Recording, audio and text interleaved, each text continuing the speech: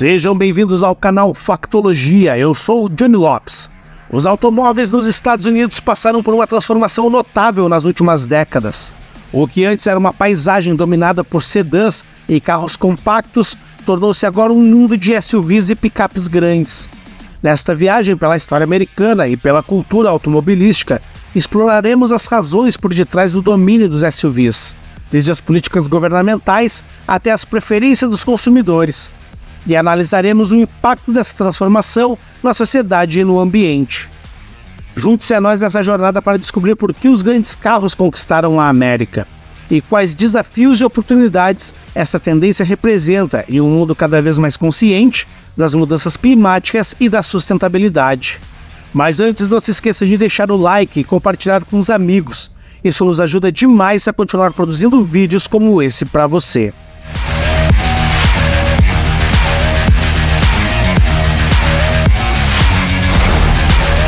A produção de automóveis de passageiros, como sedãs e peruas à venda nos Estados Unidos, despencou desde 1975.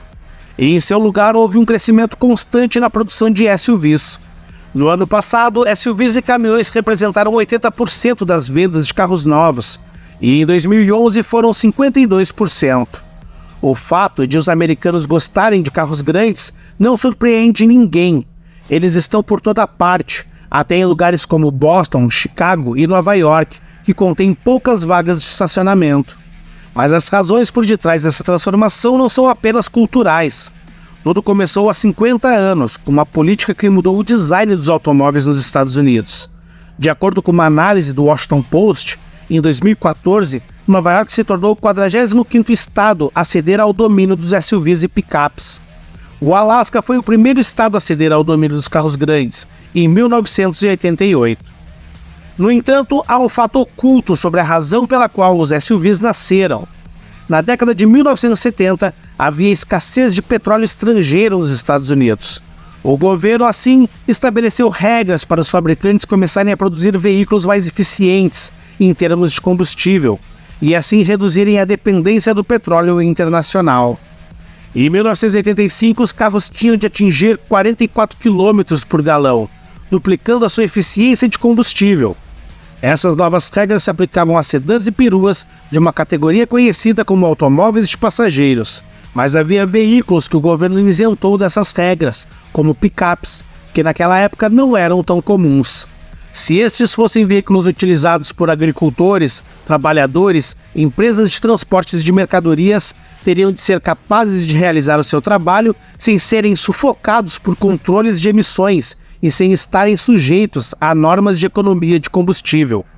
Assim, os automóveis de passageiros tinham um conjunto de regras rígidas e esta outra categoria, chamada caminhões leves, tinha outro conjunto de padrões mais flexíveis. Isso criou um estímulo para que as montadoras transformassem caminhões leves em veículos de uso diário.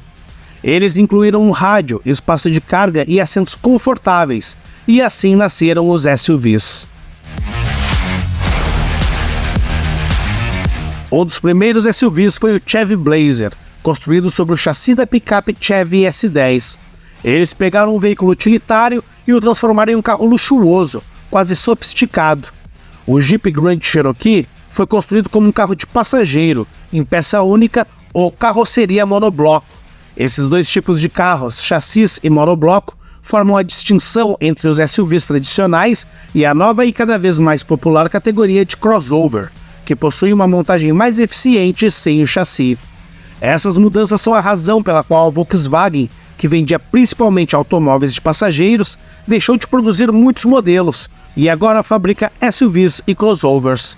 A Ford também parou de produzir todos os seus automóveis de passageiros, exceto o icônico Mustang.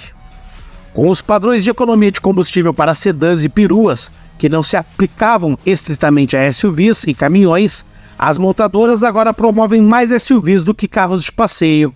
Eles têm investido mais em pesquisa e desenvolvimento, com o intuito de criar mais modelos que se enquadram na categoria SUV, e tornaram mais fácil decidir comprar um SUV do que um carro de passageiro. Em 2016, os padrões de eficiência de combustível mudaram.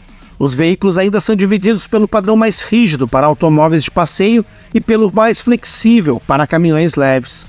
Dentro dessas categorias existem mais subdivisões.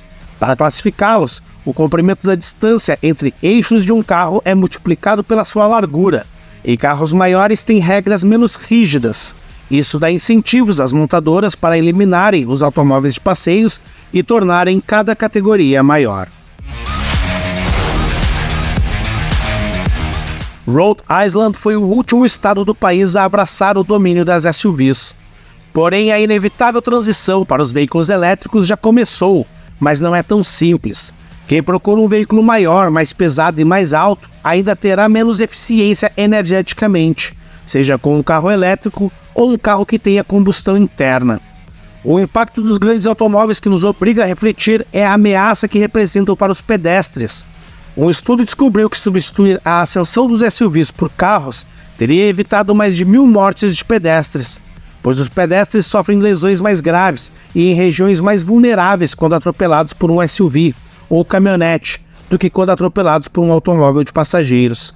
Portanto, há um desejo entre os jovens e aqueles que são mais politicamente ativos, que é que os SUVs não sejam tão obviamente a escolha de veículo padrão para todas as famílias americanas. É improvável que os Estados Unidos se tornem um país com automóveis pequenos no futuro próximo, mas essa transição drástica para automóveis grandes não foi apenas uma questão de escolha do consumidor, foi possibilitada por uma escolha política.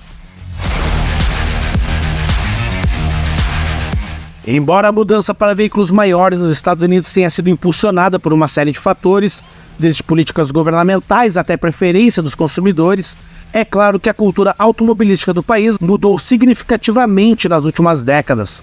A escolha de um carro é uma decisão pessoal e muitas vezes influenciada por vários fatores, como segurança, conforto, eficiência de combustível e capacidade de carga. No entanto, a crescente consciência ambiental e os desafios das alterações climáticas estão a começar a mudar a percepção dos grandes veículos e do seu impacto no ambiente. A transição para veículos mais pequenos e mais eficientes, incluindo elétricos, está a tornar-se uma prioridade para muitos consumidores e fabricantes de automóveis. As regulamentações governamentais também começam a centrar-se na eficiência do combustível e nas emissões de carbono, o que poderá influenciar a produção e a escolha de veículos no futuro. Embora os Estados Unidos possam se tornar um país com automóveis pequenos tão cedo, a conversa sobre o tamanho e eficiência dos veículos está em andamento. A mobilidade sustentável, que inclui opções como transportes públicos, bicicletas e veículos elétricos, está a ganhar terreno.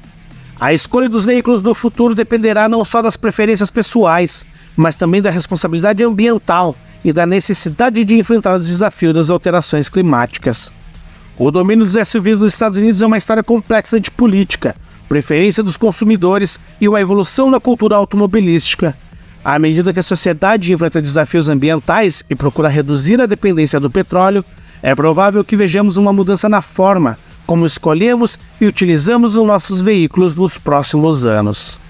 Fiquem ligados para mais vídeos em nosso canal, onde exploramos acontecimentos históricos e personalidades que moldaram o mundo em que vivemos. Não se esqueçam de se inscrever e ativar as notificações para não perder nossos próximos conteúdos. Até a próxima!